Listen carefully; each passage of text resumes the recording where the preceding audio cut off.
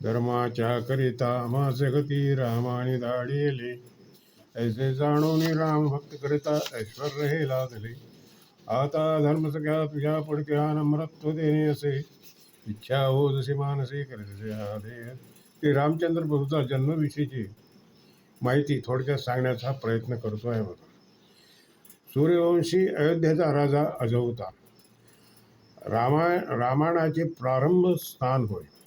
राजा अज आणि रमा राणी यांना सूर्यवंशात 10 इंद्रिय असणारा दशरथ राजा जन्मास आला. विष्णूने अवतार दशरथाच्या वंशी घेतला रामचंद्राचा प्रभू म्हणून असे. सूर्यवंशात अज राजाचा पुत्र दशरथ झाला. 3 राण्या होत्या. राण्यांची नावे पटराण्या म्हणत त्यांना. एक ज्येष्ठ पत्नी राणी कौसल्या ज्ञानी होती, अतिशय प्रेमळ होती, धार्मिक होते, सविद्या तिला प्राप्त झाली होती. दुसरी कनिष्ठ पत्नी राणी सुमित्रा हळव्या मनाची, प्रेमळ स्वभावाची, सुबुद्धीची जाणीव ठेवणारी होती. कनिष्ठ पत्नी राणी कैकेयी स्वभावाने हट्टी होती, अहंकारी होती, अविद्या होती. तिची दासी मंथरा होती. दशरथाला संतती नव्हती. 3 राण्या असूनही देखील उदास राहिले. दुःख वाटत असे, सुख वाटत नसे.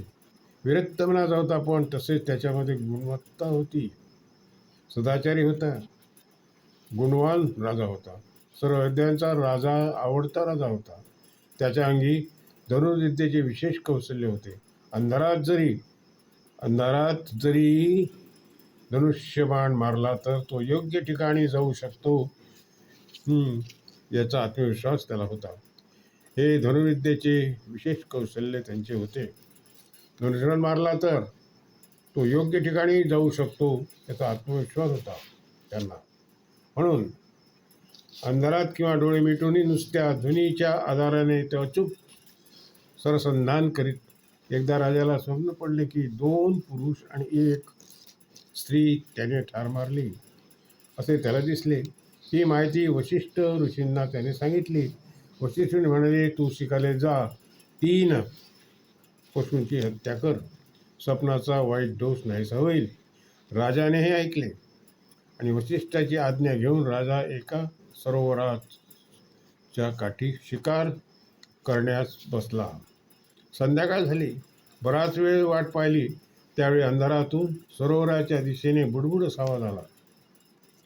त्याने आवाजाच्या दिशेने बाण सोडला. आवळी एका मनुष्याच्या किंकाळी ऐकली, अरे अरे रे रे, आपल्याकडून पाप घडले. तेव्हा तेथे त्याला एक तपस्वी तरुण छातीत बाण पडलेला दिसला. कमंडलू जवळ पडले होते. राजाला फार वाईट वाटले. बाळ, माझा फार मोठा अपराध झाला आहे. विचारपूस केली. मी श्रावण बाळ माझ्या आई बाबांना घेऊन यात्रेत चाललो होतो. ते दोघे आंधळे आहेत. त्यांना कावडीत ओढण्यात यायचे आणि तसे म्हणत त्याने डोळे मिटले. हे पाहून राजाला वाईट वाटले. कमंडलू घेऊन श्रावणाच्या आई बाबांच्या जवळ गेले. आलास का श्रावण? नाही, मी दशरथ आहे. तुमच्या मुलाची माझ्याकडून अपराध घडला. श्रावण आज जगात नाही असे म्हटल्याबरोबर दोघांनी हंबरडा फोडला. राजा, तू आमच्या मुलाला मारलेस तेव्हा विचार केला नाही, आता जगत नाही. राजा, आम्ही तुला शाप देतो की तूही पुत्रविरहाने हाय हाय करीत प्राण सोडशील. आमच्यासारखीही घटना दशरथाने वशिष्ठांना सांगितली. वशिष्ठाने म्हणाले, या शापाचा विचार आपण करू. या शापातील वरदान आहे, म्हणजे तुला पुत्रप्राप्ती होईल. वशिष्ठ ऋषींनी मार्ग दाखविला. पुत्र होणार. आनंदी अंतःकरण झाले. आनंद वाटला. दशरथाने अनेक पराक्रम केले होते. इंद्राला दशरथाने मदत केली होती. सोबत कैकेयी होती. वृषपर्वा आणि दशरथ यांचे घनघोर युद्ध झाले. वृषपर्वास पराभूत केले. शुक्राचार्याने क्रोधी होऊन दशरथ बाण सोडला. दशरथाचा रथाचा अक्ष मोडला. कैकेयीच्या रथाला उचलून धरले आणि शुक्राचार्याला पळून लावले. त्याचा पराभव झाला. वशिष्ठ ऋषींनी म्हणाले, पुत्रकामेष्टी नावाचा यज्ञ करावा. यज्ञासाठी पुरोहित विभांडक ऋषीचा मुलगा शृंग ब्रह्मचारी आहे. विलक्षण सामर्थ्य आहे. तो जिथे जाईल तेथे नवीन सृष्टी निर्माण करू शकतो. हा पुरोहितास आमिष दाखवून अयोध्येस आणावे. यज्ञाचा पुरोहितचे पद द्यावे. दशरथाने मान्य केले आणि विभांडक ऋषींना कळले. आपल्या मुलाला घेऊन गेल्यामुळे राग आला होता. दशरथाने मानलेली मुलगी शांता आणि शृंगाशी विवाह केला. त्यामुळे विभांडक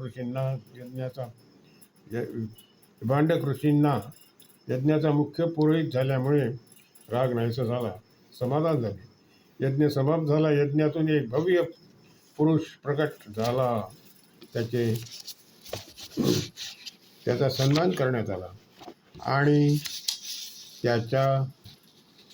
त्या भव्य पुरुषाने दशरथाच्या हाती पायसाचे भरलेले सुवर्णपात्र दिले आणि म्हणाले, दशरथ, तुझी इच्छा लवकर पूर्ण होईल. हे पायस दान तिन्ही राण्यांना समान भाग करून दे. दशरथाने तिन्ही पटराण्यांना 3 भाग केले व दिले. कौसल्या, सुमित्रा आणि कैकेयीला मान्य होती. शेवटी प्रसाद मिळाला. तिला त्याचा अपमान वाटला आणि तिने पायस समोर ठेवला. अद्भुत घटना घडली. आकाशात एक घार आली. पंजात घाय धरून घेऊन आकाशात उडून गेली. इकडे कैकेयी सुमित्रेला तिची कीव आली आणि त्या दोघींनी त्यातला अर्धा पायस कैकेयीला दिला. राण्यांनी पायस प्राशन केला. यज्ञात आलेल्या ऋषींना, ब्राह्मणांना वस्त्रे देऊन सन्मान करण्यात आला. घारीने जे पात्र पडले होते ते ऋषिकुश पर्वतावर गेली व तिने केसरी नावाचा वानर व त्याच्या पत्नी अंजलीच्या हातात दिला. तो तिने प्रसाद करून खाल्ला. ब्रह्मदेवाने शाप दिला. घार मुक्त झाली. तिचे नाव स्वरसला होती. अंजलीला पुत्र झाला. तोच हनुमान होय. हनुमान 11वा पुत्र. वशिष्ठांनी दशरथाला सांगितले की तुझ्या पत्नी गरोदर झाल्या आहेत. अशा स्त्रियांचे डोहाळे पुरावेत. तसेच दशरथाने प्रत्येक राणीच्या महालात जाऊन डोहाळे पुरवले. तिन्ही राण्या तटस्थ बसल्या होत्या. सारी अयोध्या पुत्र होण्याची वाट पाहत होती. ही घटना जवळजवळ येत होती. चैत्र महिना झाला. वसंत ऋतू लागला. सृष्टी नव्याने पानाफुलाने भरू लागली. सुगंध वाहू लागला. गर्भभाराने तिन्ही स्त्रियांना चालता येत नव्हते. चैत्र शुद्ध नवमी आली. वशिष्ठांनी आज कौसल्याला पुत्र होईल, तसेच सुमित्रा व कैकेयीला पुत्र होतील. कौसल्या प्रसूत झाली. विष्णूने अवतार म्हणजेच राम जन्म होता. सुमित्रेस आणि प्रसूत झाली. तिला लक्ष्मण मुलगा झाला.